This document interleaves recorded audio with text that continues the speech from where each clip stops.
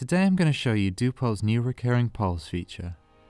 This new type of poll helps you when you need to ask a series of questions over time, place, or in different groups, and compare the results directly.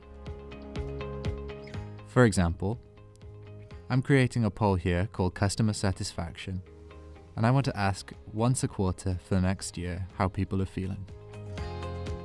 On the Create Poll screen, I'll select Recurring Poll. Then I can add my questions as normal.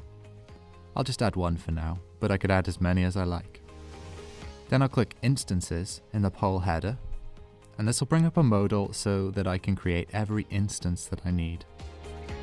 In my case, that's just a new instance for quarter 1, quarter 2, quarter 3, and quarter 4.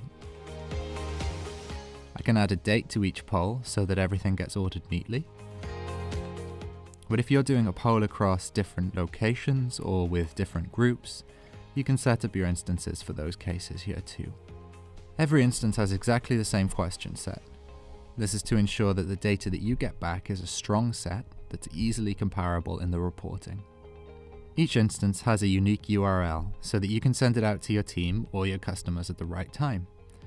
The URLs are available in the instance modal, so copy and paste away. Now let's take a quick look at the report. The report screen for a recurring poll shows all the data from your instances in a single report. But you can filter out individual instances using the Filter Instances button and selecting only the instances you want to use.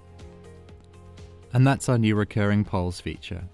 We hope you love it, and we're looking forward to seeing how you use it in your work.